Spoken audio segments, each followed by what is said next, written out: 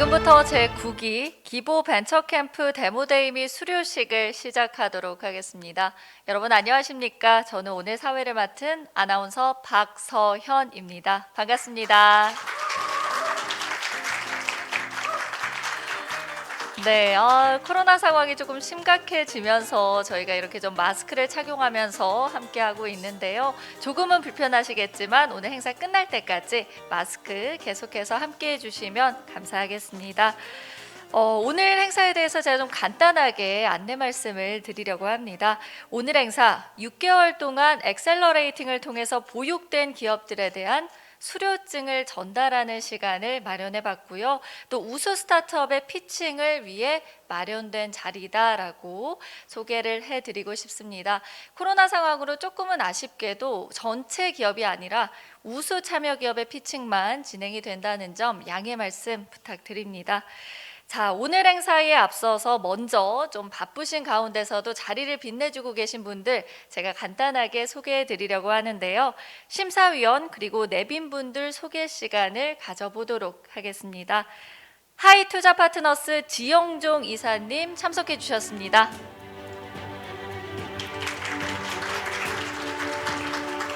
네, 반갑습니다. 시너지 아이비투자 이건영 대표님 참석해 주셨습니다. 메가인베스트먼트 서은광 수석심사역 참석해 주셨습니다. 세종벤처투자파트너스의 최윤혁 과장님 참석해 주셨습니다. 기술보증기금 중앙기술평가원의 이재식 부지점장님 참석해 주셨습니다. 네, 기술보증기금 소셜벤처 가치평가센터의 강희로 부지점장님 함께 참석해 주셨습니다.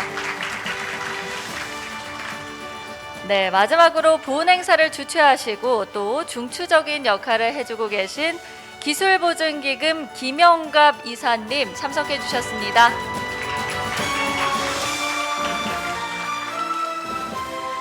네, 이렇게 자리 빛내주신 모든 분들 다시 한번 감사 말씀 전해드립니다. 자, 저희 본격적으로 오늘 데모데이 시작하기 전에 먼저 인사 말씀을 좀 청해 들어보려고 하는데요. 김영갑 이사님을 단상으로 모셔보도록 하겠습니다. 따뜻한 박수 부탁드립니다.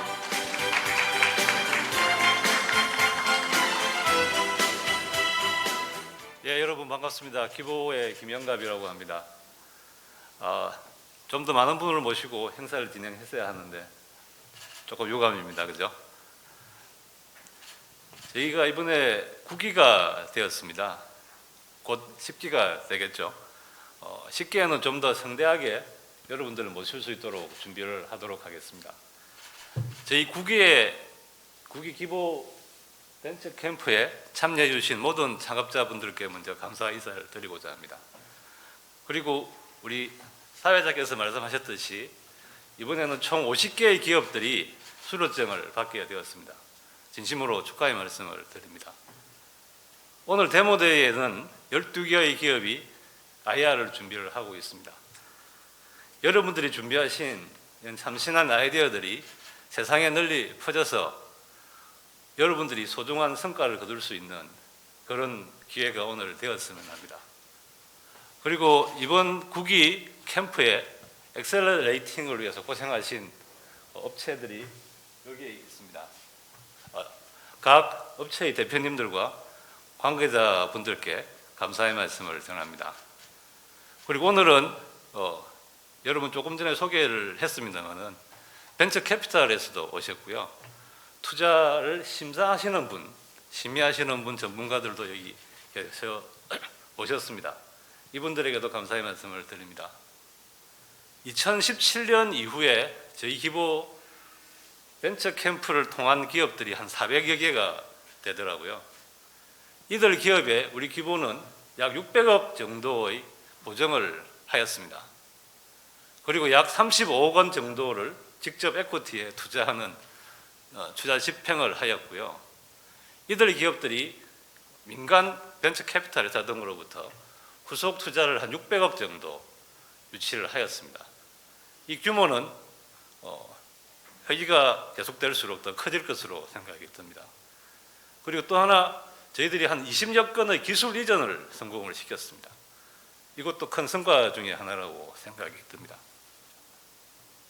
여기 계신 분들은 잘 아시겠지만 저희 기보는 혁신 창업 생태계를 가지고 있습니다. 창업을 준비하는 단계, 사업화 단계, 그리고 성장을 하는 단계, 각 단계별로 맞춤형 지원 체계를 구축을 하고 있습니다. 그래서 여러분들이 앞으로 지속적으로 성장할 수 있도록 단계별로 많은 지원을 드릴 수 있도록 더 노력을 하도록 하겠습니다. 이제 여러분들은 학교에서 밖으로 나가는 그런 단계에 있다고 생각이 듭니다. 남다른 용기와 도전 정신을 가지고 이런 혁신 창업의 긴 장도에 오르신 여러분들의 앞날에 무한한 영광이 있기를 기원합니다. 감사합니다. 사실 오늘은 저희가 영상을 같이 보는 시간도 좀 마련을 해봤습니다. 본격적인 피칭 발표에 앞서서 엑셀러레이팅 영상을 같이 좀 보시겠는데요. 첫 번째로 제피러스랩의 엑셀러레이팅 영상을 같이 시청하도록 하겠습니다. 여러분 화면을 같이 봐주시면 감사하겠습니다.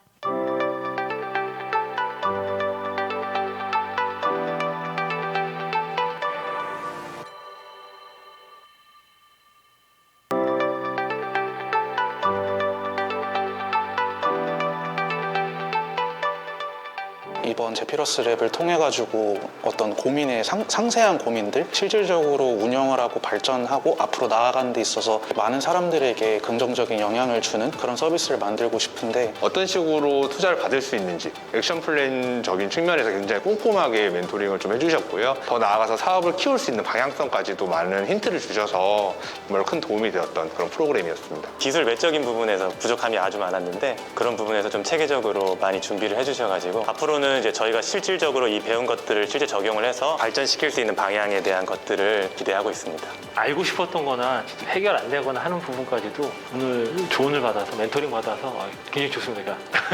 무언가를 할 수 있다라는 뭔가 준비할 수 있는 그 소스를 받아서 되게 굉장히 기분 좋고요.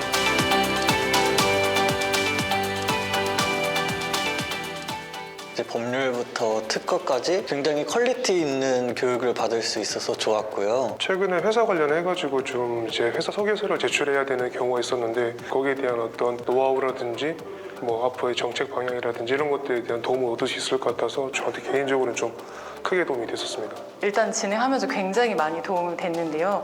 초반부터 저희가 원하는 좀 니즈에 맞춰가지고 한번 체크를 해주셨고 굉장히 분야별로 특화됐고 그리고 실제 교육도 굉장히 보충되는 그런 느낌을 많이 받았고 또 저희가 보면 각 운영사별로 이렇게 나눠져 있는데 좀 더 집중 코칭돼가지고 받는 느낌이어서 특히 더 도움이 많이 됐었던 것 같습니다. 지금부터 제9일 기보 벤처 캠프 데모데이를 시작하도록 하겠습니다.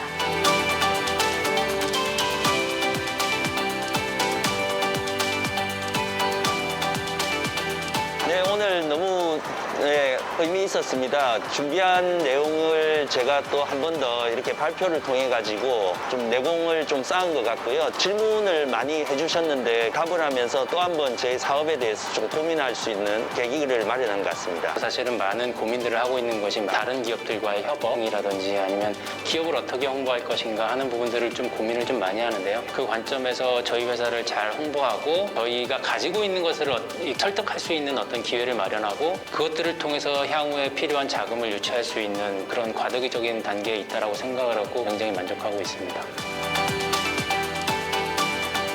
화이팅! 네, 대표님들의 밝은 미소를 보니까 저희도 기분이 참 좋은데 일단은 또 두 번째 영상을 좀 이어보도록 하겠습니다. 두 번째는 특허법인 지원의 엑셀러레이팅 영상으로 준비가 되어 있습니다. 함께 보시죠.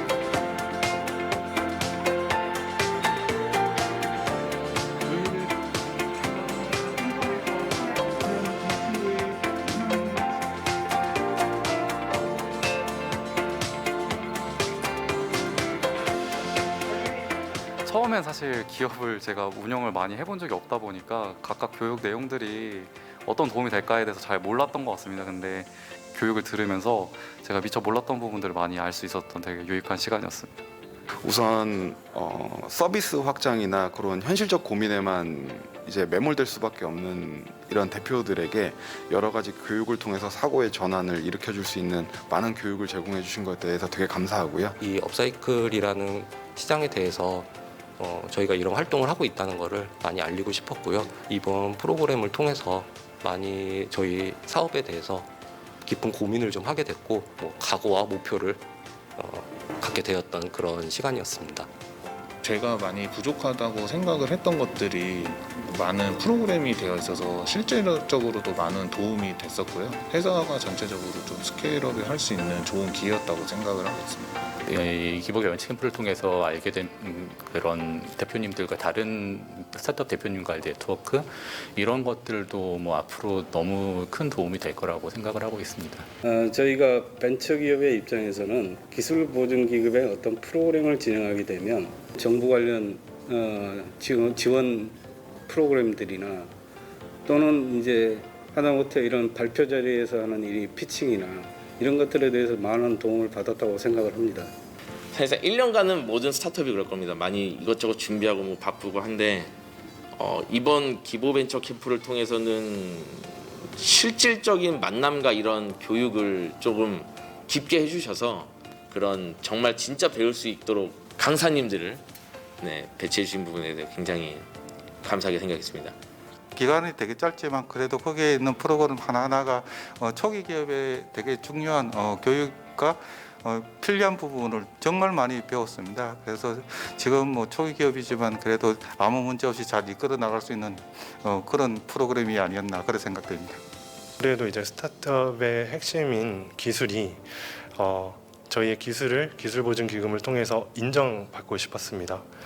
그런 이제 욕심이 있었고 또 이 기술 배정 캠프를 통해서 나아갈 수 있는 또 네트워킹의 환경과 그 보육 프로그램들이 있다는 사실을 알고 있었는데 그 프로그램을 직접 경험하고 나니까 굉장히 기대 이상 너무 좋은 캠프였다고 생각합니다.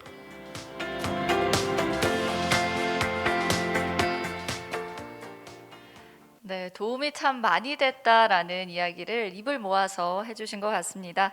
저희 바로 세 번째로 CNT 테크의 엑셀러레이팅 영상 함께 보시겠습니다. 화면 봐주시죠.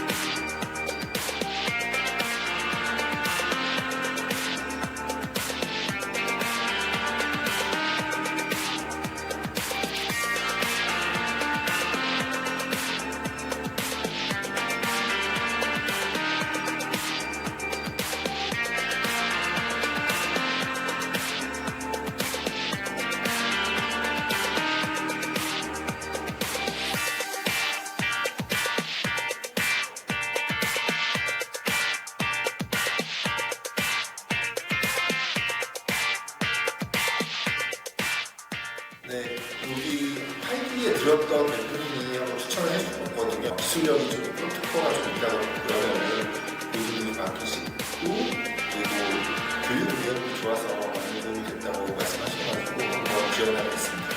다른 데서도 많이 교육을 받아봤지만 이번 기부 벤처 캠프에서 받은 교육들이 참 많이 도움이 됐습니다. 그리고 교육을 받으면서 제가 사업하는 데 있어서 희망도 좀 갖게 되고 용기도 좀 얻게 됐습니다. 회사를 키워야 되고 그다음에 어떤 이 아이템을 실현을 하면서 시장에 다가가야 되다 보니까 사업의 어떤 전반적인 부분, 사람을 채용하는 어떤 노하우라든지 그다음에 마케팅으로 나가야 될 부분이라든지 더 먼저 겪으셨던 어떤 상업 선배님들 그다음에 또 이 기고 캠프와 CNT 캠프에서 연결해 주신 여러 좋은 어떤 멘토님들 덕분에 하나씩 이렇게 잘 정리하고 있습니다. 시장에 먼저 이게 출시를 하고 어떤 성능을 검증받기 위해서 빨리 이렇게 개발을 하다 보면은 헛된 기획이나 좀 낭비스러운 어떤 욕심이 투여될 수 있는데 정말로 이렇게 시장에서 원하는 어떤 지표들을 차곡차곡 쌓아나갈 수 있게끔 그 순서와 가이드를 잘 제공받아가지고 커다란 어떤 손실을 막을 수 있지 않았나, 실제 지표를 고민해가면서 나갈 수 있지 않았나 이런 생각이 듭니다.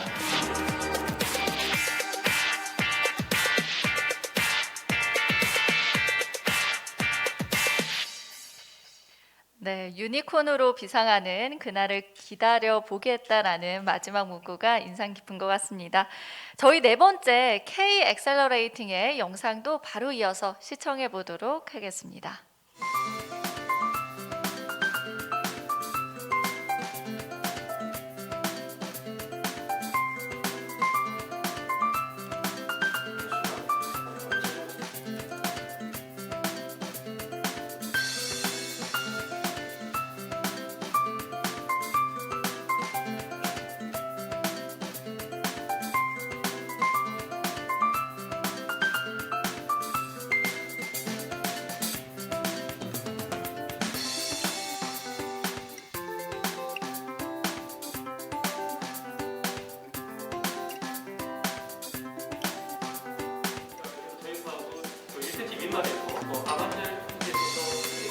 문제는 생각보다 간단합니다. 브랜드 마케팅과 기술을 진두지휘. 아무래도 저희가 배정받은 K 엑셀러레이터의 큰 장점이라고 생각하는데 네트워킹입니다. 많은 대표님들과 허물없이 이야기를 할 수 있었고 그 이야기를 하는 과정에서 인사이트도 얻고 실질적으로 업무를 행하는 데 있어서 이런 작은 팁 같은 거 잘 얻을 수 있었습니다. 그게 너무나 좋았습니다. 저희의 시장은 실시간 후원할 경우 아래 보이시는 여러 가지 문제점들이 그리고 나머지 시스템은 저희 고객들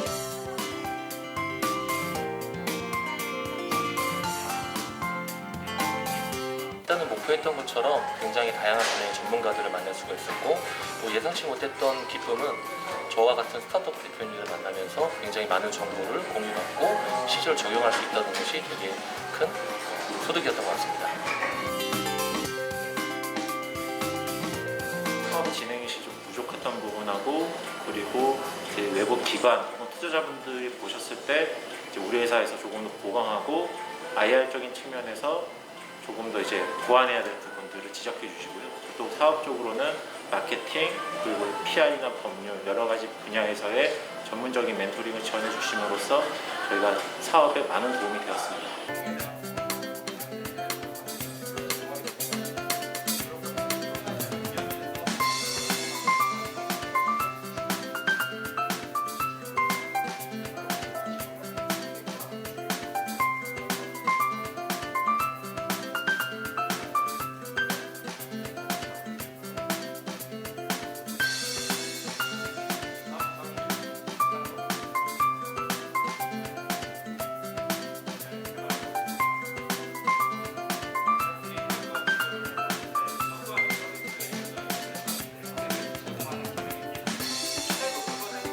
벤처 캠프 내에서도 이제 가장 먼저 직접적으로 와닿았었던 거는 회계적인 관점이랑 법률적인 관점 위주로 어떤 스타트업 혹은 이제 기업 운영을 해 나가야 된다라는 이제 관점들이 생긴 게 이제 가장 컸습니다. 이 관점들이 생기기까지 이제 기보에 있는 담당하시는 분들께서의 발표 내용뿐만 아니라 지금 직접적으로 엑셀러레이팅을 해주는 K 엑셀러레이터, 그리고 중간중간에 멘토링 프로그램을 통해서 접했었던 분들을 통해서 이 퍼즐들을 맞춰보니까 이런 관점들이 이제 생기지 않았나 싶습니다.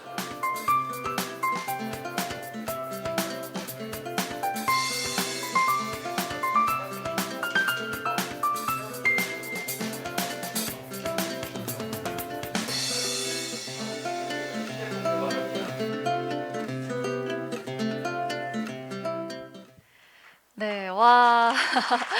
정말 6개월 동안 이 코로나 상황에도 불구하고 정말 많이 노력해 오셨다라는 생각이 이 영상을 보면서 저희가 드는 것 같습니다.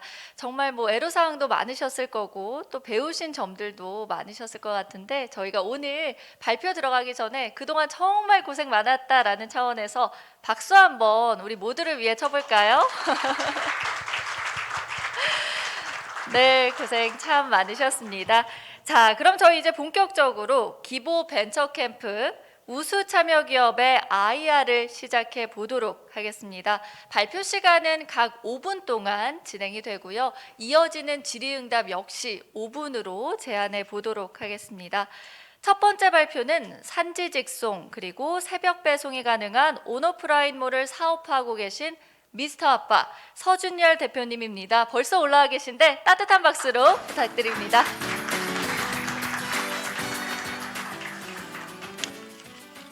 네, 시작하겠습니다. 미스터 아빠 대표 서준열입니다. 미스터 아빠는 경남 함안에 본거지를 두고 있습니다. 보시는 곳이 새벽 배송 물류센터입니다. 저희는 부산, 경남에 새벽 배송을 최초로 했던 기업입니다. 저희는 작년 11월 11일 농업인의 날에 오픈을 했습니다. 빼빼로데이에 가려져 있는 농업인의 마음으로 시작을 했고요. 정말 밤낮 이렇게 땀을 흘리며 저희는 가게 문을 닫을 때마다 저희가 오프라인 매장을 열었습니다. 그래서 12평 남짓하는 매장을 열었고 3개월 만에 굉장히 많은 회원수와 지금 현재 20여 개 매장 그리고 이렇게 회원을 보유하고 있습니다.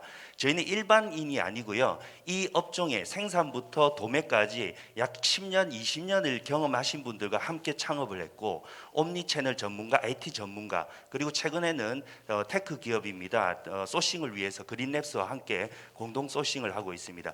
저희의 가장 큰 원동력은 100만 생산 농가 어업인입니다. 저는 GS 리테일이라는 회사에서 온라인, 오프라인 공이 6년씩 경험을 하고 이 스타트업을 진행을 하게 되었습니다. 저희가 했던 혁신은 기존에는 물류센터에 신선식품이 농가에서 들어갑니다. 근데 저희는 원물 그대로 소분센터로 들어오게 합니다. 그리고 저희가 직접 소분을 해서 고객이 주문을 하면 나가는 방식입니다. 그래서 새벽 배송 물류센터에는 재고가 없습니다. 할인 폐기가 없고요. 그래서 보시다시피 지난 1년 동안 소분센터를 이렇게 구축을 해왔습니다. 그래서 하단에 보시다시피 생산자부터 소비자까지 모든 DB를 저희가 확보하고 운영을 하고 있습니다. 미스터 아빠는 MD가 없습니다. 저희 MD는 바로 지자체와 농업, 어업인들이라고 생각합니다. 저희는 지속적으로 거버넌스를 만들어서 생산 농가에서 무엇을 원하는지를 함께 고민을 했습니다. 심지어 보시다시피 매장도 같이 만들었고 로컬 푸드 매장을 직접 운영을 하고 있습니다. 직접 보시다시피 저희는 저희 로고에 이렇게 작은 경남 프레시라는 것을 해서 로컬 푸드를 판매를 하고 있고요. 저희가 잘했던 것은 무조건 대량 소비가 아닙니다. 저희는 수요를 보장해주고 15일 이내 결제를 함으로써 선순환 체계를 계속 농가들과 함께 만들어갔습니다. 그래서 저희는 작년 지금까지도 시금치가 990원입니다. 저희는 지속적으로 이윤을 중간 마진을 없애면서 이윤을 만들고 획기적으로 낮은 이탈률을 보유하고 있습니다. 그래서 회원수가 옴니채널, 온라인과 오프라인의 전 연령대를 커버하는 수준으로 하고 있고요. 이름에도 불구하고 너희는 경남 기업 아니냐라는 이야기들을 많이 했습니다. 확장성에 대한 부분인데요. 저희는 지금 경상북도 그저께 보도가 많이 됐습니다만 경북 프레시를 만들었습니다. 그리고 거기에 맞는 또 특화된 과일들, 축산물들을 했고요. 경기 남부 수협가도 수산물, 각 로컬 프로빈스마다의 특화된 상품들을 개발하고 있고 최근에는 해외 수출도 공격적으로 하고 있습니다. 저희는 이렇게 전국에 있는 농가들 찾아다니면서 함께 그린랩스와 소싱을 할 계획을 가지고 있고 현재 압도적 1위를 할 자신을 가지고 있습니다. 저희의 수익화 모델은 아까 말씀드렸다시피 각 지역마다의 맞춤형 마케팅입니다. 무조건 새벽 배송이 답이 아니고 그 지역에 맞게끔 저희가 적절하게 마케팅을 하고 있고요. 저희는 이렇게 고객 연령층을 굉장히 다양하게 가지고 있고 매일 고객님들과 2만 명의 소통 고객님들 한 60대 이상 고객님들과 이렇게 카톡으로도 소통을 하고 있습니다. 최근에는 GS 리테일과 함께 생산되는 순간부터 출하까지 바코드만 찍으면 NFT로 그 상품의 원산지가 공개되는 그런 DB를 지금 만들고 있고요. 두 번째는 저희는 점포 개발 담당이 없습니다. 고객님이 추천을 SNS를 통해서 하시면 저희는 점포를 개발하고 상권 조사를 합니다. 보시다시피 이 많은 상권을 보면 고객님들이 다 SNS에 추천했던 그런 점포들입니다. 그리고 저희는 상권에 맞게끔 모듈화해서 점포를 오픈을 하고 있습니다. 아무튼 온라인과 오프라인을 공이 가지고 있기 때문에 할인 폐기율이 없고 수익성을 빠르게 극대화할 수 있습니다. 상품도 계속적으로 개발을 하고 있고요. 최근에는 롯데백화점에서 투자를 해서 롯데백화점 부산 동래에 30평의 로컬 푸드 매장을 미스터 아빠 타이틀을 걸고 진행을 합니다. B2B 당연히 진행을 하고 있고요. 최근에는 저희가 ESG 경영을 통해서 좋은 성과도 내었습니다. 올해는 저희가 100억 목표를 가지고 있고요. 저희는 어떻게 소싱할지를 아는 기업입니다. 그리고 소비자가 무엇을 원하는지 매일같이 매장을 찾는 고객님들로부터 듣습니다. 그리고 어떻게 팔아야 할지를 정확히 알고 있는 그런 식품 전문몰입니다. 저는 아빠입니다. 제 똑같이 생긴 두 딸이 있는데요. 이 딸에게 부끄럽지 않는 그런 플랫폼, 착한 플랫폼이 되기 위해서 열심히 노력하겠습니다.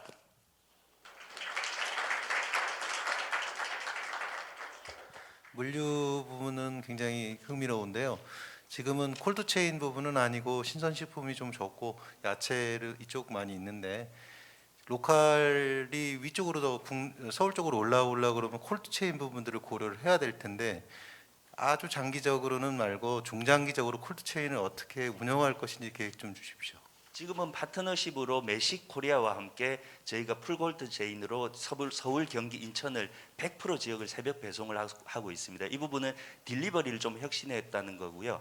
말씀하신 물류센터를 저희가 투자를 통해서 빠르게 중부권, 평택이나 화성 쪽에 둔다면 전체 전국을 커버할 수 있는 저희가 어떤 물류 거점을 마련할 수 있지 않을까라는 생각을 합니다. 그리고 중요한 것은 저희는 로컬과 함께 레퍼런스를 성공적으로 만들었기 때문에 어떠한 지역이라도 저희가 배치가 되면 생산자들과 함께 소분센터를 빠르게 구축하고 물류센터의 시너지를 낼 수 있는 그런 기업이고요.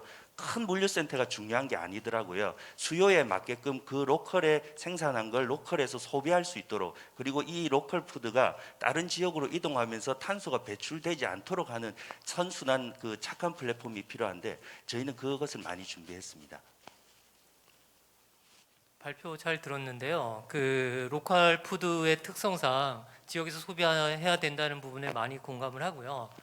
그 사회적 가치 측면에서 반드시 그래야 되는 것 같은데요. 그 지역 농민들한테 실질적으로 돌아가는 이득은 어떤 부분이 있는지 한번 더 설명을 해주시면 좋겠습니다. 예, 아까 보셨던 경남 프레시라는 포장지는 저희가 농가에다 넣어드리고요. 저희가 포장 지원을 해드립니다. 그 지원은 지자체에서 지원을 받았었고요. 그 다음에 대금 지급이 가장 중요합니다. 지금 대형 플랫폼들은 정상금을 생산자들한테 주는 기간이 무려 90일까지 갑니다. 그러면 새롭게 씨앗을 심어야 되는데 그게 재투자가 이루어지지 않다 보니까 굉장히 힘들어합니다. 근데 저희는 보시다시피 99%가 저희 자사몰입니다.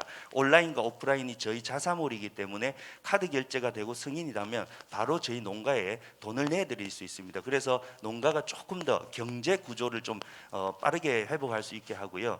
말씀하셨던 지원 부분은 저희가 이렇게 소분센터에 원물 그대로 넣으시라고 합니다. 왜냐하면 농가에서 이렇게 상품에다가 박스를 뜯고 이마트, 신세계 이렇게 농가에서 패키징에 작업을 하다 보면 인건비가 들게 되고요. 물류비, 장려금이 듭니다. 근데 저희는 박스 그대로 넣으시면 저희가 자동화된 것 시스템으로 소분을 하게 됩니다. 그래서 소분 기능이 아마 농가에는 큰 도움이 되었다라는 이야기를 들었습니다.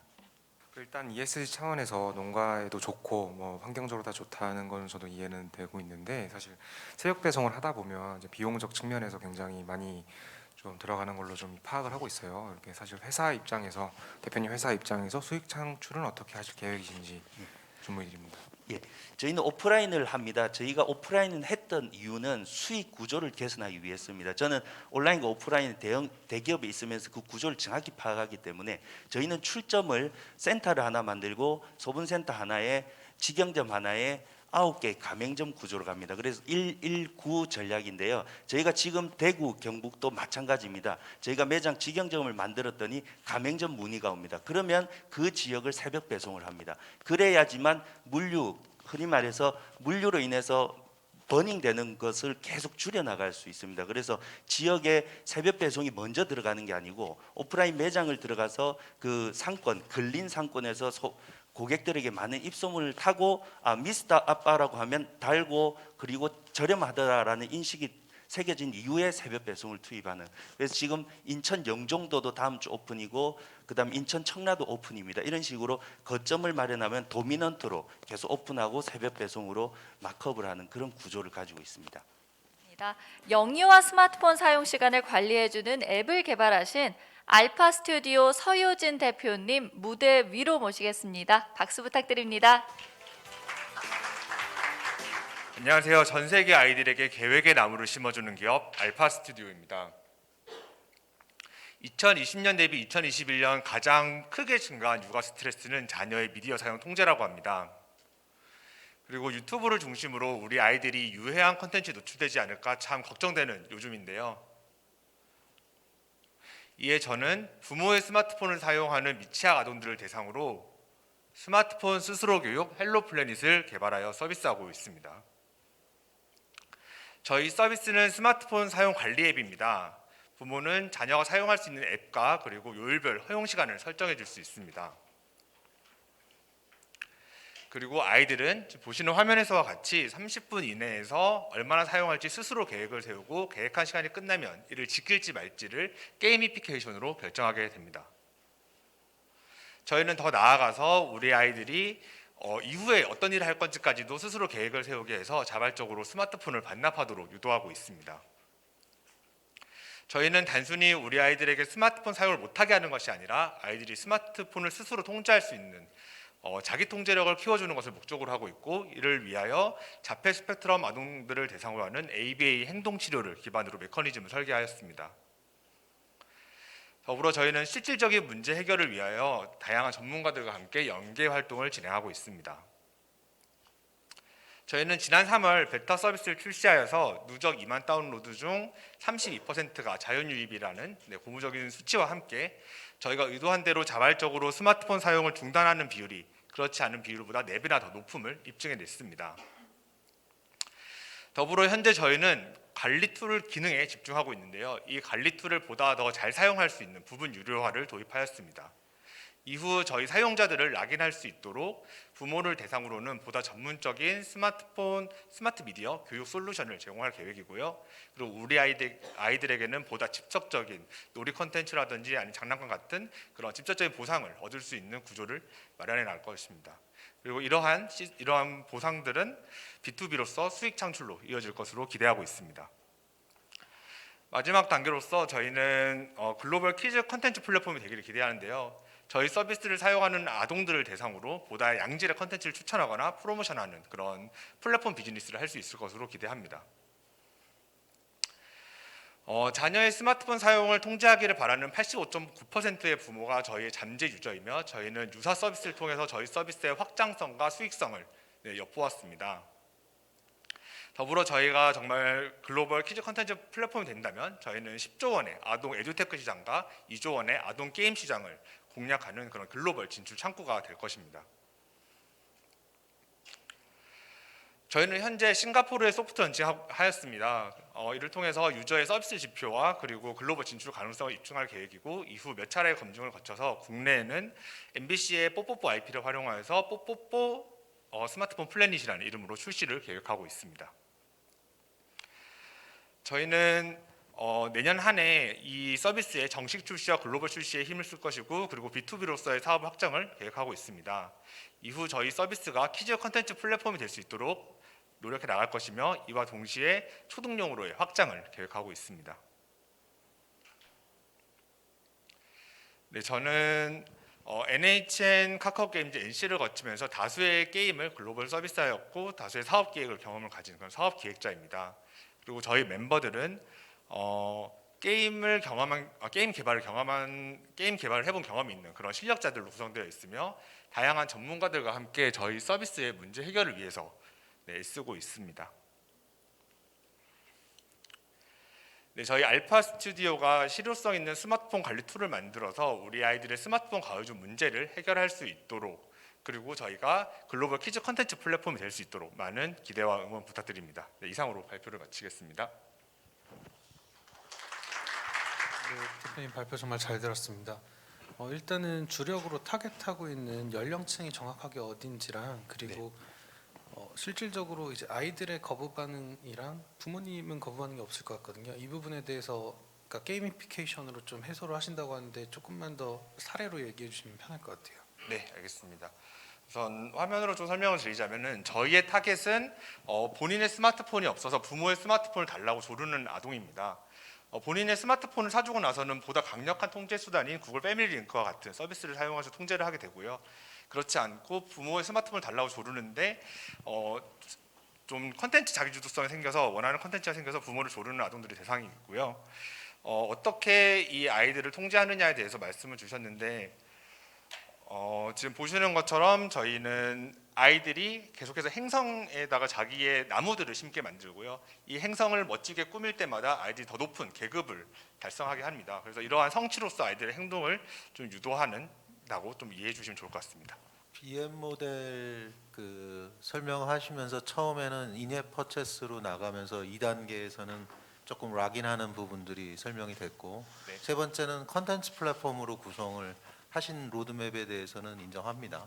그런데 1단계와 2단계, 2단계하고 3단계는 각각의 허들이 있을 텐데 대표님 생각하는 2단계, 1단계에서 2단계로 넘어간 허들이 뭐라고 생각하십니까? 우선 저희가 1단계 부분 유료화에 대한 시스템 구축은 이미 완료를 했고요. 말씀처럼 2단계로 넘어가는 거에 대해서 굉장히 좀 어려움이 있습니다. 저희가 조금 더 화면을 보면서 말씀을 드리자면 네. 저희가 부모를 대상으로 했을 때 전문성 있는 통합 스마트 미디어 교육 솔루션을 제공해 주는 것이 가장 중요하고요. 이것을 하기 위해서는 아직 저희에게는 그 컨텐츠를 만들 수 있는 솔루션을 만들 수 있는 멤버가 없기 때문에 지금 현재 저희가 숭실대 교수님들과 함께 좀 연구를 하고 있고 그리고 저희 ABA 행동치료를 하는 그런 심리 상담사까지도 함께해서 이 솔루션을 만드는 것들을 의논하고 있는 단계이고요. 그러한 외적인 전문성을 계속해서 키워나가야지만 가능할 것으로 예상하고 있습니다. 예, 그 발표 잘 들었습니다. 그 두 가지 좀 여쭤보려고 왔는데요. 방금 그 대표님 말씀 주신 것처럼 그 나무를 심는 뭐 계급을 부여하고 이제 어떻게 보면은 이제 그런 부분들이 보상적인 측면에 있어가지고 어떤 중독이란 부분을 조금 더 강화시킬 수 있는 요소가 아닌가.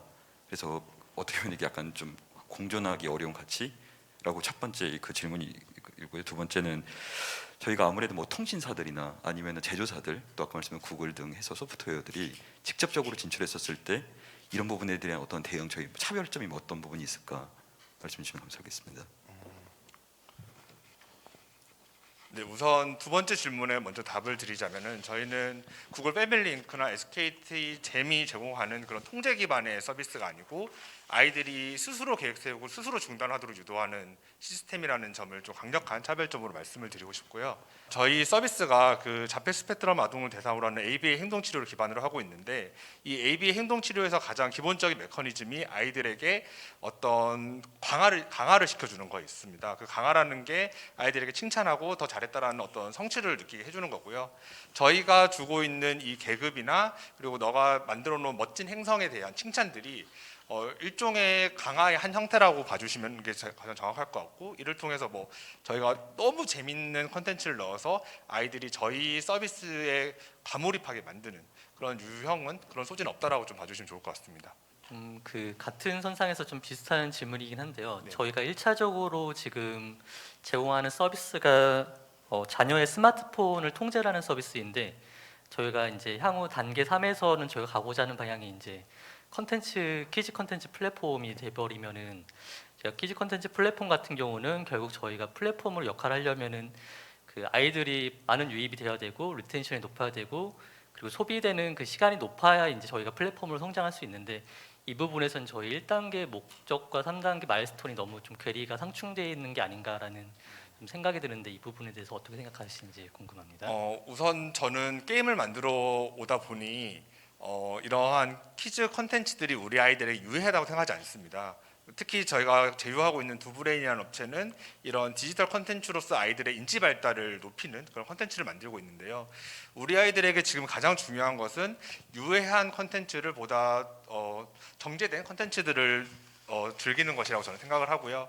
저희가 컨텐츠 플랫폼이 되었을 때 저희가 검증한 컨텐츠들을 소개해주고 이러한 컨텐츠들을 사용하면서 부모들끼리도 네트워크를 가지고 아이들은 이 컨텐츠로 성장할 수 있는 그런 환경이 마련되지 않을까라고 생각합니다. 네, 세 번째 발표 이어가 보겠습니다. 스마트폰을 이용한 시설물 통합관제 서비스를 사업화하고 있는 EMCT 이봉호 대표님 무대 위로 모시겠습니다.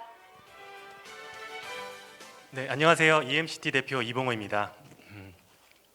요즘 IoT 관련된 기술들이 쏟아져 나오고 있습니다. 문제가 생기면 스마트폰으로 알려주고 또 원격으로 제어도 할 수 있다고 하죠. 솔직히 있으면 너무 좋을 것 같습니다. 그런데 문제는 바로 돈이죠. 이런 상상을 한번 해봅니다. 만약에 설치비가 없다면 그리고 월 5만 원 정도만 내면 된다면 무슨 일이 벌어질까요? 거대한 시장이 새로 열릴 겁니다. 이것을 실제로 실현한 것이 바로 BD앱입니다. 여러 분야 중에 일단 소방 얘기를 먼저 하려고 하는데요. 작년에 화재로 인해서 2,300명의 인명피해가 발생했습니다. 가장 큰 이유는 경보기 오작동 때문인데요. 사실 관리소에서 소방수신기 앞에 사람을 상주시켜야 되는데 그러질 못하고 또 심지어는 소방수신기를 꺼두는 일까지 벌어지고 있습니다. 저희는 스마트폰을 이용해서 원격으로 이런 소방 오작동을 복구할 수 있는 획기적인 서비스를 출시했습니다. 남들도 할 수 있는 거 아니냐고 생각하실 수 있는데요. 한번 보겠습니다. 소방수신기 업계 1위 D사 제품인데요. 구축비가 3천만 원이고 그 리뷰를 보니까 레뷰가 1점입니다. 그리고 서울소방본부에서도 9억을 투자해서 700개 건물에 깔았는데요. 설비 인터페이스에 실패해서 단순 화재 알림만 됐고 이마저도 오동작이 많아서 무용지물이 됐습니다. 그 밖에 민간의 여러 서비스들이 출시됐는데 안정성 문제로 서비스가 종료됐습니다. 하지만 저희는 다릅니다. 저희는 획기적인 소방 설비 인터페이스 기술을 바탕으로 해서 화재 위치 등의 세부 정보를 알 수 있고 경제성을 실현했고 소방 오작동을 즉시 복구할 수 있습니다. 그리고 무엇보다 20년의 설비 모니터링 경험으로 안정적인 운영이 가능합니다. BD앱은 기존 설비 교체 없이 인공지능 알고리즘 등을 사용해서 설비 데이터를 수집하고 제어할 수 있습니다. 설비 내부에 공개되지 않은 정보들을 인터셉트해서 그 복잡한 신호를 분석해서 그 의미를 알아내게 됩니다. 이러한 것들을 이용해서 원격 감시, 소방 오작동 복구, CCTV 연동, 그리고 발생 위치 안내, 통합 관제, 그리고 무엇보다 모든 설비에 지원이 가능합니다. 경쟁사 비교표입니다. 저희는 가장 뛰어난 기능을 안정적으로 그리고 시스템 구축 비용 없이 사용할 수 있습니다. 그나마 안정적으로 동작하는 것이 이제 경비업체의 화재 출동 서비스인데요. 문제는 소방 오작동이 발생하면 출동하는 30분 동안에 주민들은 이 소방 오작동 소음으로 불편을 겪어야 했습니다. 국내 건축물은 약 720만 동이고 특정 소방 대상물이 200만 개소입니다. BD앱 사용료 월 8만 원으로 계산을 하면 연간 2조 원 규모입니다. 저희 타겟은 주요 빌딩 관리실이나 방지실 근무자 그리고 그들과 연결되어 있는 건물 관리 업체, 소방시설 관리 업체입니다. 우리나라에 300세대 이상 아파트가 17,000단지인데요. 소방 오작동 문제가 심각합니다. 그렇다고 사람을 수신기 앞에 상주시킬 수가 없어서 저희 BD앱이 필수입니다. 학교 같은 경우도 2만 개 정도가 있는데요. 심야 소방 오작동으로 인해서 주변 주택가에 민원이 발생되고 있습니다. 서울, 대전, 세종, 광주 등에서 시범 설치를 진행하고 있고 교육청과 전체 도입을 협의 중에 있습니다. 글로벌 시장 규모는 28조 정도로 예상을 하고 있고 계속 성장하고 있습니다. 저희가 올해 8월에 런칭을 해서 5개월간 90개 현장에 설치가 됐고요. 아파트, 학교, 교회 등 다양한 곳에서 빠르게 확산 중에 있습니다. 특허도 출원했는데요. 인공지능 딥러닝을 이용한 IoT 건물 안전 관리 시스템입니다. 주요 파트너 현황입니다. 대형 건물 관리 회사, 소방 관리 회사, 그 다음에 설비 관리 회사 이런 여러 가지 회사들과 제휴 중에 있습니다. 우리나라에 소방관리 회사가 약 1,000개 정도 있는데요. 저희는 이들을 대상으로 선착순 2,000개 월 1만 원 프로모션을 진행해서 빠르게 전국의 BD앱을 홍보할 계획이고요. 그 밖에 소방수신기 제조사, 건물관리 회사 등과 제휴를 해서 내년에 2,000개, 내후년에 6,000개 설치를 목표로 하고 있습니다. 그 밖에도 BD앱은 시설물 통합 관리가 가능합니다. 다른 회사와 다르게 모든 설비를 연동할 수 있습니다. 최근에는 스마트 주차 관제도 출시를 했는데요. 기존 설비를 그대로 활용하면서 저희의 인공지능 딥러닝 기술을 결합해서 에러가 없는 완벽한 시스템을 구축을 했습니다. 설치비 없이 저희가 주차 시스템을 업그레이드할 수 있습니다. 승강기 원격 관제도 적용했는데요. 기존의 유지관리 인건비를 70% 이상 획기적으로 줄일 수가 있습니다. 현재 4,000대 엘리베이터 적용에 협의 중에 있습니다. 내년에 한 30억 정도를 목표로 하고 있고요. 5년 안에 900억 정도의 매출을 올릴 것으로 기대하고 있습니다. 저는 서울대 공대를 나와서 19년 동안 삼성, 현대 등의 대기업 설비 모니터링 시스템을 개발해 왔습니다. 소프트웨어뿐만이 아니라 설비에 대한 이해를 바탕으로 이 BD앱을 만들게 되었습니다. 저희 팀 또한 국내 최고의 엔지니어로 구성되어 있고 소프트웨어, 하드웨어, 기계 설계, 모델링, 인공지능까지 IoT에 필요한 모든 기술들을 보유하고 있습니다. BD앱은 빌딩의 고통을 해결하기 위해 태어났습니다. BD파크도 그 연장선상에 있습니다. 관리실의 모든 기능이 온라인화되고 가상의 메타버스로 옮겨질 것입니다. 이러한 상상이 현실이 될 수 있도록 EMCT는 모바일 컨트롤 타워로서 최선을 다할 것입니다. EMCT 미래와 함께해 주십시오. 감사합니다. 아까 말씀하신 부분 중에 성장성 부분을 좀 여쭤보겠는데요. 매출의 구성이 어떤 식으로 세분화돼서 그 매출을 달성하고 그 매출 구성별로 수익은 어떤 식으로 창출되는지 그 부분에 대해서 좀 부가 설명 부탁드리겠습니다. 네, 저희 서비스는 월 사용료 기반으로 구축이 되어 있습니다. 제가 처음에 인트로에 말씀드린 것처럼 초기 구축비 없이 월 사용료만은 구성이 되는데요.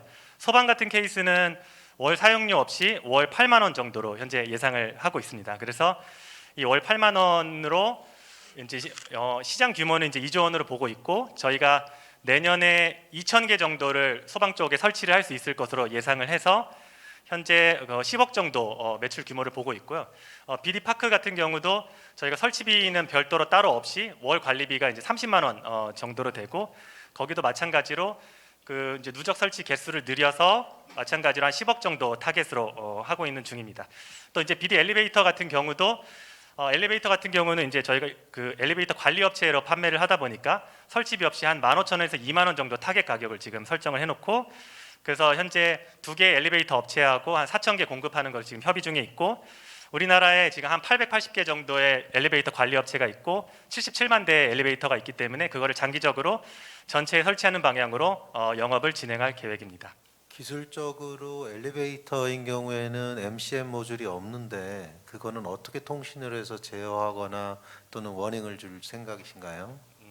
저희가 이제 앞에 보여드린 것처럼 사실은 그 요즘에는 그 내부의 메인 컨트롤러와 그 옆에 이제 제어기, 뭐 PLC나 이런 설비들로 구성이 되어 있는데 그 사이에서 이제 주고받는 신호들이 있습니다.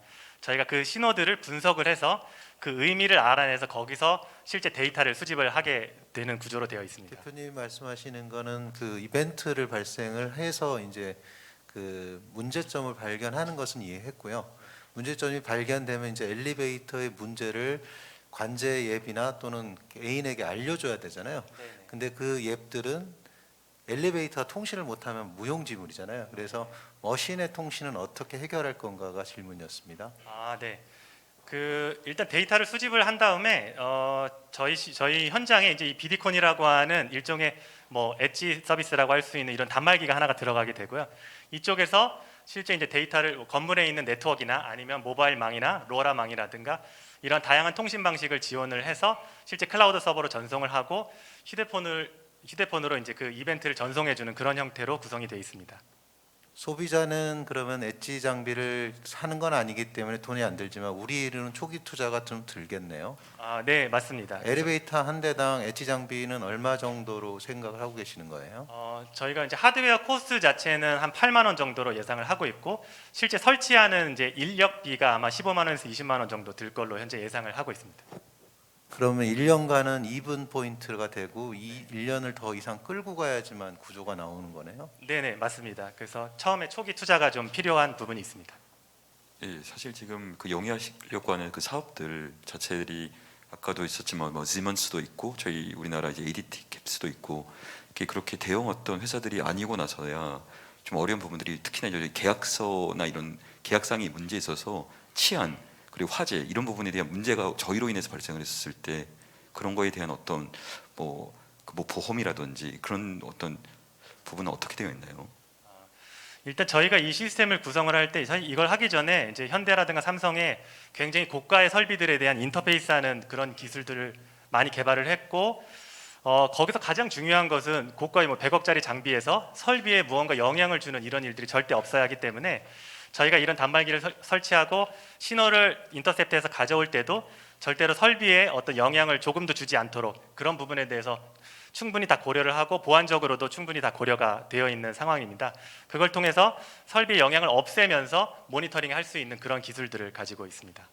그래서 뭐 만에 하나 그런 일이 발생한다 하더라도 뭐 그런 부분에 대한 어떤 손해배상의 문제는 저희한테 그 이제 사용자들이 입증할 수 없다 이런 내용인가요? 네, 그 부분에 대해서는 아마 조금 더 저희가 뭐 법률적이나 이런 부분에 대한 대비를 좀 해야 될 것 같습니다. 네, 고생하셨습니다. 5분의 질의 시간 모두 마무리가 되었고요. 따뜻한 박수로 무대 아래로 보내드리도록 하겠습니다. 네, 바로 이어서 네 번째 발표 이어 듣도록 하겠습니다. AI 기반 직원 성과 관리 HR 서비스를 사업화하고 있는 디웨일 구자욱 대표님 무대 위로 모시겠습니다. 네, 안녕하십니까. 본 발표 들어가기 전에 몇 가지 키워드를 좀 말씀드리려고 합니다. 저는 이번 창업이 세 번째입니다. 우선 첫 번째는 삼성 내에서 사내벤처 대표로 했었고요. 거기서 한 1,000억 정도 매출을 올렸었고 2012년부터 2018년까지 근무를 했습니다. 그리고 두 번째 사업은 인공지능 홈트레인이고요. 컴퓨터 비전을 활용해서 스마트폰 카메라를 활용해서 집에서 운동을 쉽게 할 수 있도록 제공하는 서비스였고 2018년부터 2021년까지 진행했으며 카카오 쪽에 매각을 진행했습니다. 그리고 오늘 세 번째 사업에 대해서 말씀을 드리고자 합니다. 네, 안녕하십니까. 주식회사 디웨일의 대표 구자욱입니다. 지금부터 기보캠프 마무리 발표를 진행하겠습니다. 앞에 제가 설명을 드렸던 것처럼 한 10년 넘게 이런 쪽으로 저희가 계속 창업을 하면서 굉장히 이상했던 게 하나가 있어요. 보통 직원들이 스타트업에서 근무하는 평균 근속 연수가 한 3년 정도 됩니다. 굉장히 짧은 기간이죠. 그런데 그 3년 기간에 직원의 라이프 사이클을 보면요. 처음에 한 6개월 정도는 채용을 시작해서 입사를 하고 그 다음부터 36개월간 회사에서 근무를 진행하게 됩니다. 사실 여기 심사역분들이 굉장히 많이 계실 건데요. 스타트업 대표님들 맨날 뭐라 그럽니까? 사람 구하기 힘들다. 개발자 연봉 너무 높다. 그렇게 말씀을 하시죠. 그러다 보니까 실제로 이 앞단의 6개월간에 굉장히 비이상적으로 시장이 커지고 많은 스타트업들이 생겨나고 있습니다. 원티드, 슈퍼루키, 점프이, 로켓펀치 아마 대부분 한 번씩 다 들어보셨을 거예요. 그런데 여기서 굉장히 높은 비용을 내고 직원을 고용한 다음에 대표님들이 어떻게 관리합니까? 대부분이 관리를 안 하세요. 또는 관리를 하신다고 해도 워드나 엑셀로 관리를 합니다. 아마 마케팅을 많이 해보신 분들은 아실 거예요. 신규 유저를 획득하는 것보다 그 유저를 어떻게 리텐션 있게 계속 가져가는 것인지, 그래서 어떻게 하면 LTV를 높게 가져가는지, 그게 정말 중요한 건데 직원과 실제로 3년간 일을 하면서 명확한 서비스를 통해서 관리를 하고 있지 않으세요. 이 리텐션 관리가 얼마나 중요하냐면은 실제로 직원의 연봉의 30% 정도가 재고용 비용으로 쓰입니다. 인수인계 기간이나 새로 채용하는 기간까지 모두 포함해서요. 그래서 저희가 정말 집중해야 되는 거는 앞단의 공급을 늘리는 게 아니라 직원의 이직률을 감소시키고 직원이 어떻게 몰입하고 계속적으로 리텐션과 지속 가능하게 근무할 수 있는 환경을 조성해 주냐가 정말로 중요합니다. 그런데 어떻게 할 수 있을까요? 사실 이미 답은 나와 있어요. 과거에는 저희가 KPI 방식으로 연 1, 2회 목표를 설정하고 평가 방식을 상하 수평적으로 진행하고 리뷰 점검을 연간 1, 2회 했다면 이미 북미 쪽에서는 에자일 퍼포먼스 매니지먼트라고 해서 목표를 설정하고 OKR 형태로 진행을 합니다. 그리고 피드백이 상하 간의 동료 피드백을 받고 리뷰 점검을 매월 매주간 진행을 합니다. 근데 왜 우리는 못하고 있느냐? 첫 번째로 리소스가 너무 많이 들어요. 이렇게 매주 진행을 하려면 대표님들이 계속 붙어 있거나 매니저분들이 엄청난 시간이 할애가 되겠죠. 그리고 두 번째로 정확한 측정이 어렵습니다. 예전에는 연에 한두 번만 측정을 하면 되는데 이제는 매월 측정을 해야 돼요. 그리고 마지막으로 매니저분들의 교육 수준도 그렇게 높지가 않습니다. 저희 디웨일은 올해 9월에 이미 시드 투자를 완료했고요. 클랩이라는 서비스를 출시했습니다. 이 클랩이라는 서비스는 펄스 서베이를 통해서 팀과 조직에 대한 다양한 VOC를 굉장히 정확하게 수집을 하고 이를 통해서 피어 리뷰를 자동화합니다. 저희는 슬랙 메시지나 팀즈 메시지를 분석해서 자동으로 어떤 사람과 협업이 일어나는지를 분석하고 거기에 대해서 월간, 주간 단위로 피어 리뷰를 날립니다. 이렇게 수집된 정보를 저희는 통합 대시보드를 제공해서 어느 직원의 성과가 높고 어느 직원이 더 동료들로부터 좋은 피드백을 받고 있는지 어떻게 성장하는지를 분석해 줍니다. 마지막으로 여기와 다양한 서비스에서 획득된 정보를 통합적으로 관리해서 저는 머신러닝을 돌리고 NLP를 통해서 직원의 태사유 예측과 감정 변화 분석에 대해서 굉장히 쉽게 HR 담당자나 대표가 알 수 있도록 제공을 합니다.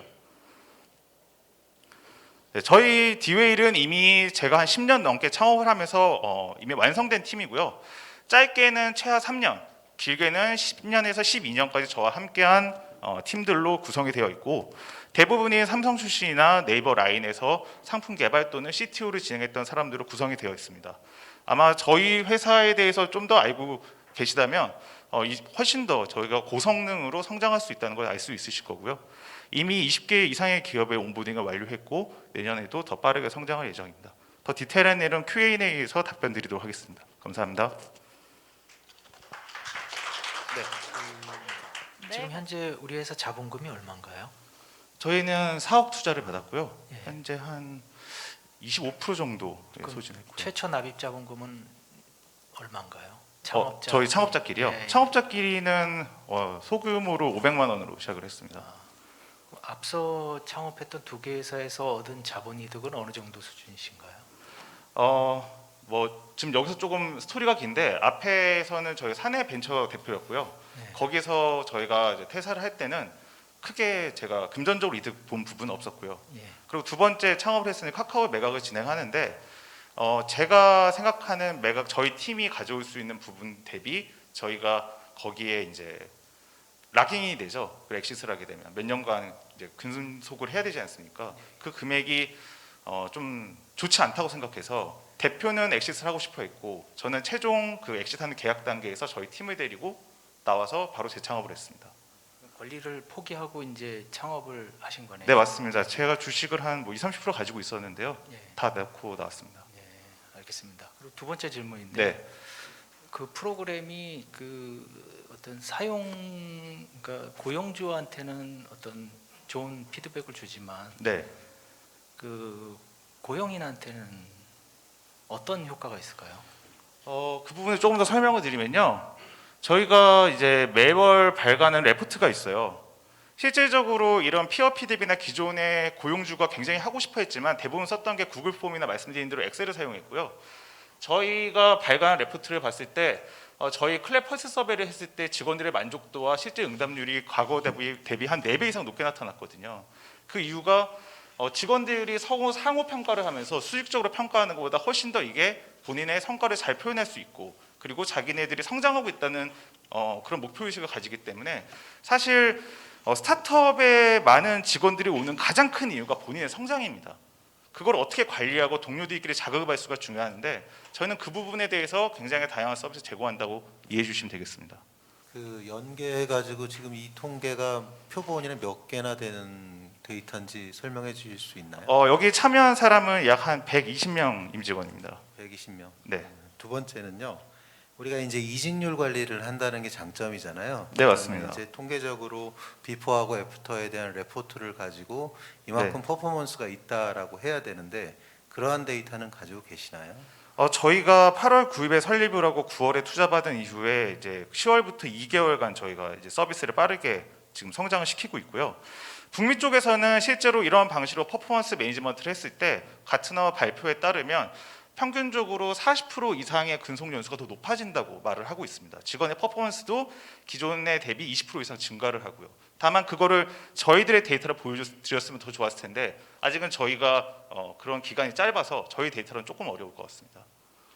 적응에 대한 그 거부감이라는 게 굉장히 있거든요. 새로운 혁신은 네. 그것들을 이제 소위 말해서 고용인 말고 피고용인들한테 잘 적응할 수 있도록 솔루션이 했으면 좋겠다는 커멘트 드립니다. 전통적으로 봤을 때 이런 애자일 방식의 퍼포먼스 매니지먼트를 제공하는 기업이 전통적인 기업으로는 뭐 오라클, 셉 등이 있고 지금은 이제 이런 애자일 퍼포먼스 매니지먼트로 계속 시프트하는 중입니다. 그런데 이쪽으로 봤을 때 국내 경쟁자는 이제 굉장히 웹 베이스 기반의 레몬 베이스라고 있는데요.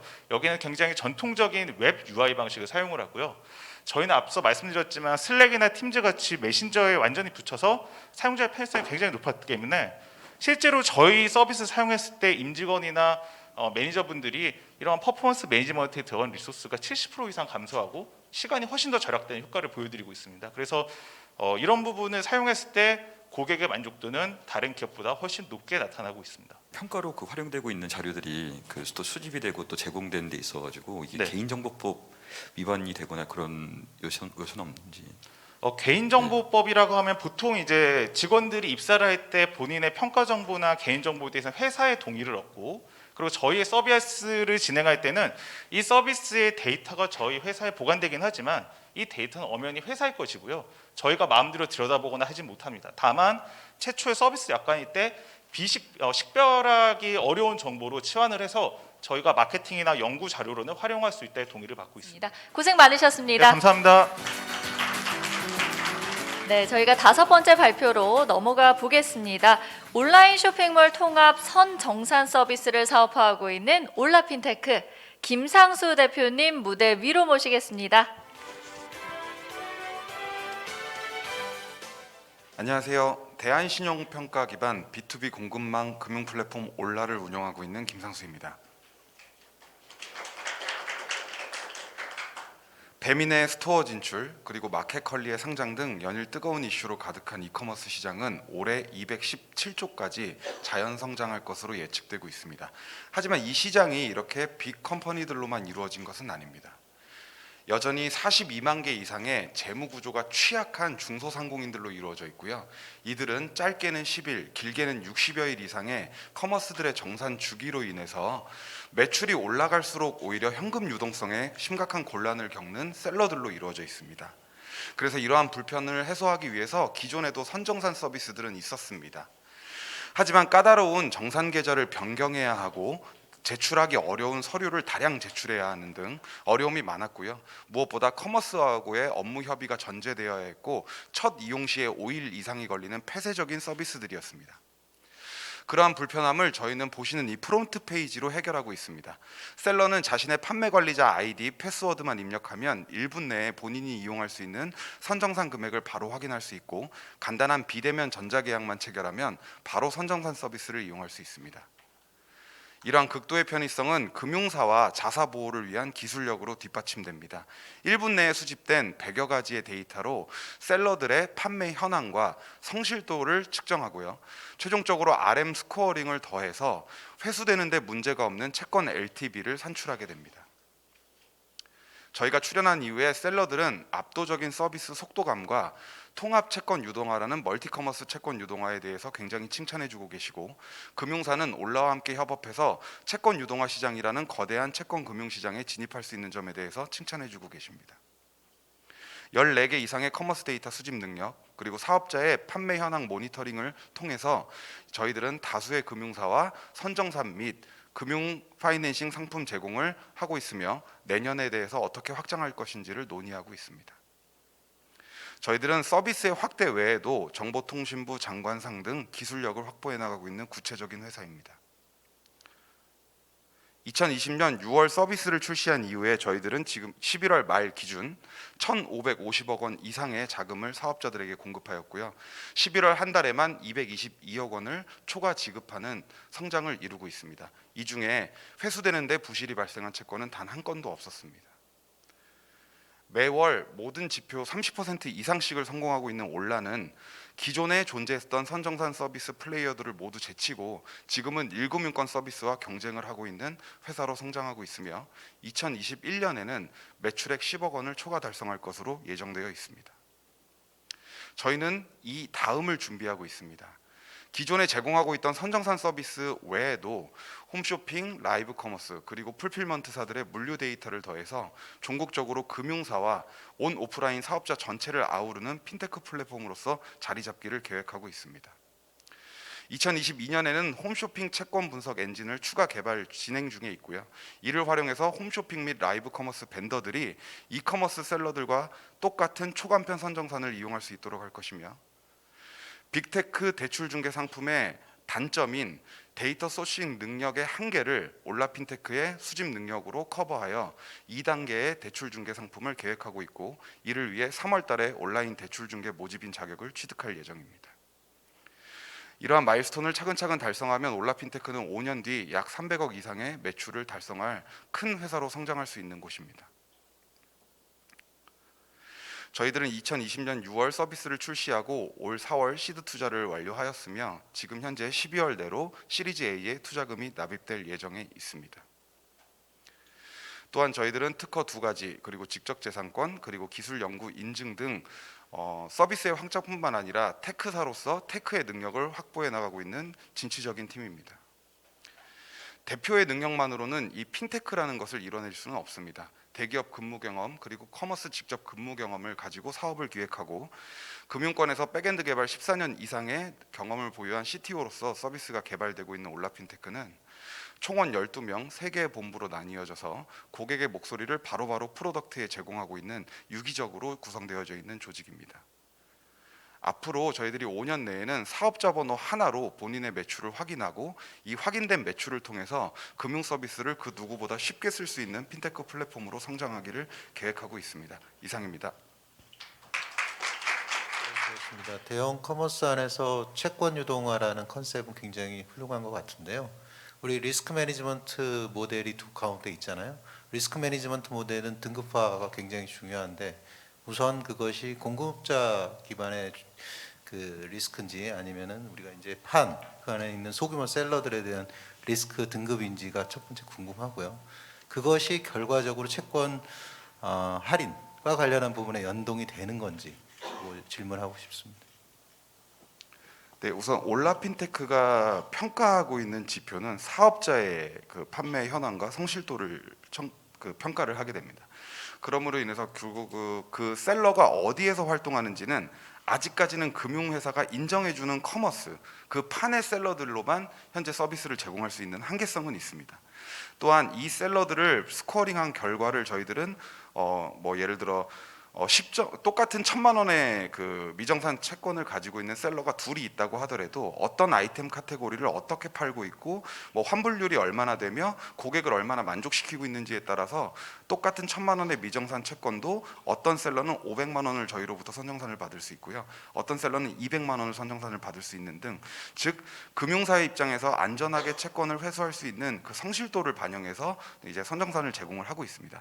하지만 이보다 더 고도화가 되려면 똑같은 셀러, 똑같은 미정산 채권을 가지고 있는 사람한테 범위를 특정할 것이 아니라 똑같은 금액을 선정산할 수 있는 기회는 주되 비싼 비용으로 줄 것이냐 아니면 낮은 비용으로 줄 것이냐라는 것들이 더 여기에 고차원화돼야 되는데요. 그것을 위해서 저희들은 내년도 3월 달에 온라인 대출 모집인을 획득한 후에 아까 보셨던 협업사 중에 BNK 캐피탈, 하나금융그룹, 그리고 미래에셋 캐피탈과 함께 대출 중개 상품을 출시를 함으로써 여기서 회수되는 부실률에 대해서 저희들이 체감을 하고 이것을 더욱더 평가 엔진에 고도화시킬 전략을 가지고 있습니다. 이 올라핀테크 같은 경우에 채권 회수도 해야 되고 그다음에 신용평가도 해야 되고 채권 유동화도 해야 되는데 대표님을 비롯해서 지금 참여하고 계신 기술 인력들의 개발 능력이 어느 정도 되는지를 한번 설명해 주셨으면 좋겠습니다. 네, 현재 저희들 총원 12명 중에 개발 인력은 4명으로 구성되어져 있고요. 이 서비스가 운영되는 시스템을 조금 더 설명드리면 이해가 되실 것 같습니다. 저희들은 원시적 선정사 서비스 제공업자들하고는 다르게 채권의 규모나 채권의 가지수가 늘어날수록 인력이 따라붙어야 되는 시스템을 가지고 있지 않습니다. 저희들은 오늘 10시부터 보통 5시에 저희들이 지급 마감을 하고 있는데요.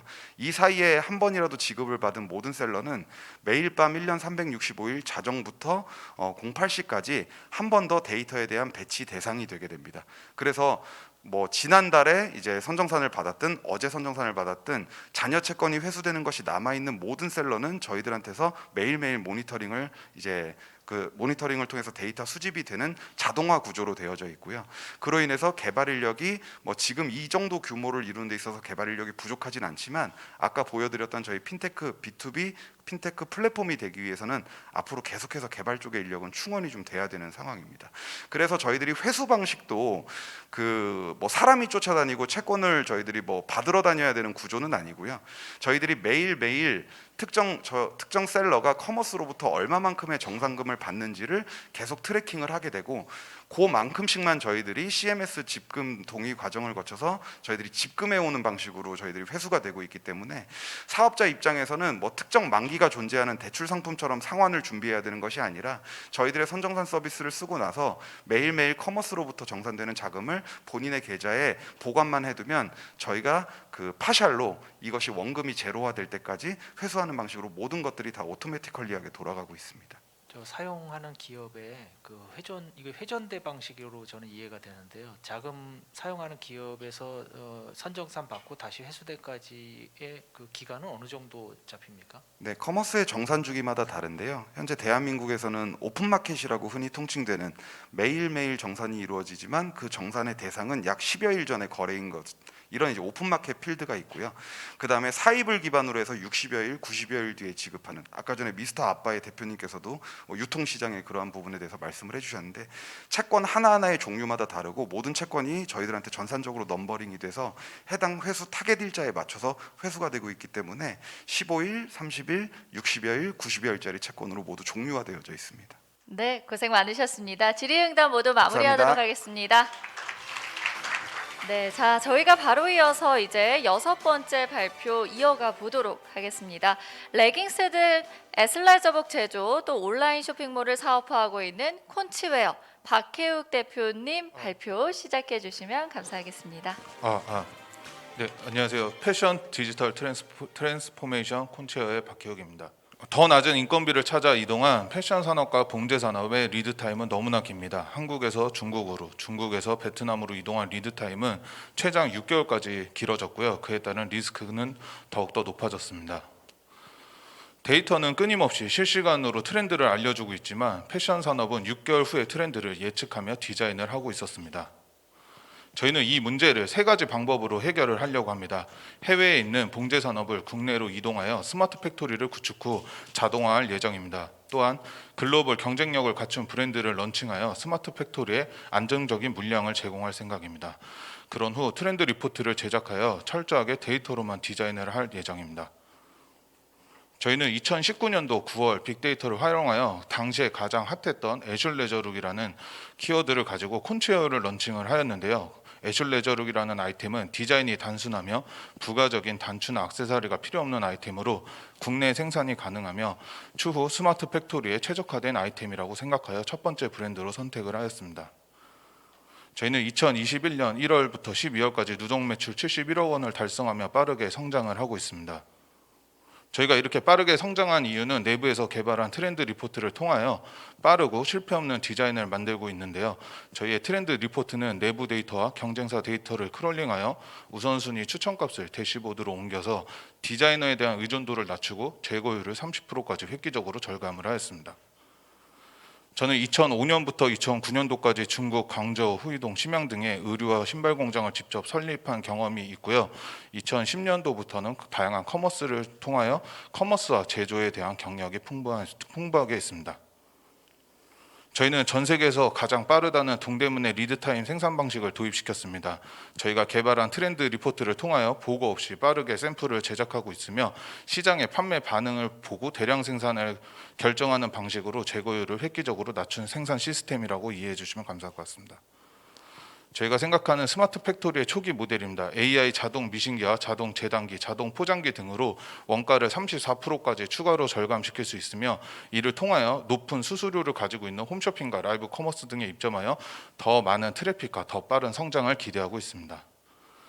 저희는 저희가 갖고 있는 자사몰에 AI 추천 코디 방식을 도입을 시켰습니다. 제품을 클릭했을 때 AI가 자동으로 12가지 추천 코디를 하는 방식을 도입을 시켜서 15% 미만의 노출도를 32%까지 추가로 업셀링 하였습니다. 저희는 2021년 9월 세계 애슐레저룩 시장 2위인 일본 시장에도 진출하였습니다. 누적 매출은 110만 엔을 달성하였고요. 저희의 제품이 글로벌에도 통할 수 있다라는 자신감을 갖게 되었습니다. 저희는 올 하반기 기보 캠프 기간 동안 시리즈 A 투자에도 성공을 하였습니다. 이를 통해서 CFO와 CTO를 채용할 예정이며 그것으로 트렌드 리포트를 고도할 예정입니다. 또한 기보 캠프에서 만난 시그로라는 회사와 함께 마케팅을 데이터화하는 작업을 진행 중에 있으며 이를 통하여 패션 사업의 디지털 전환을 빠르게 할 수 있을 거라고 예상됩니다. 내년에는 다양한 패션 브랜드를 M&A하며 고속 성장을 할 예정이며 스마트 팩토리를 구축 후 글로벌 패션 브랜드로 진출할 예정입니다. 저희가 생각하는 1차 시장은 국내 애슐레저룩 시장인 3.6조 시장입니다. 저희의 콘치웨어의 성공 방정식을 통하여 다양한 패션 브랜드를 런칭하여 국내 온라인 패션 시장인 100조, 글로벌 온라인 패션 시장인 1000조 시장으로 진출할 생각입니다. 저희는 2021년 목표 매출은 80억 원입니다. 내년에는 추가적인 브랜드를 5가지 런칭하고 스마트 팩토리를 설립하여 B2B 매출 300억, 2025년도에는 1900 매출 목표를 위해 노력하고 있습니다. 패스트 패션의 통상적인 디자인 생산에 2주에서 3주가 걸리는데 중국의 시인이라는 회사는 오히려 리드타임 혁신으로 회사 가치가 35조에 달한다고 하는데요. 이 중국 회사의 생산 기지는 중국 광저우라는 곳입니다. 중국 광저우보다 더 빠르게 생산할 수 있는 곳이 대한민국의 동대문입니다. 저희는 기보 캠프 기간 동안 7명의 정직원을 채용하여 글로벌 진출을 위한 팀빌딩이 완성되었습니다. 이에 따른 기술 특허도 출원하였습니다. 패스트 패션 자라의 기획에서 생산까지 시간은 20일입니다. 콘치웨어는 단 7일 이내에 이 모든 걸 해결하겠습니다. 감사합니다. 현재 우리 제품의 생산 방식은 스마트 팩토리는 아닌 것 같은데 어디서 어떤 방식으로 하는지 질문 하나 드리고요. 네, 저희는 현재 저희가 자체적으로 개발한 트렌드 리포트를 통해서 국내 OEM 생산 방식을 하고 있는데요. 국내 OEM 생산 방식에서도 저희가 자그맣게 혁신을 할 수 있는 패턴 같은 것들을 모두 다 데이터화해서 트렌드 중복되는 패턴 같은 좀 더 빠르게 샘플을 생산하는 방식이고 현재는 국내에서 80% 정도 생산을 하고 있고요. 이후에 국내에서 추가적인 물량이 발생되는 것들은 해외 쪽으로 넘기는 OEM 생산 방식을 하고 있습니다. 동대문 생산 방식이 리드 타임을 줄여가지고 시장에 굉장히 업투데이트한 건 장점인데 단점이 카피라이트의 문제가 좀 있잖아요. 우리가 네. 지금 크롤링이나 이러한 데이터들은 패션 트렌드 분석을 리포팅을 자동화해서 하는 것이기 때문에 그 카피라이트의 문제는 어떻게 해결할 예정인지 설명 주십시오.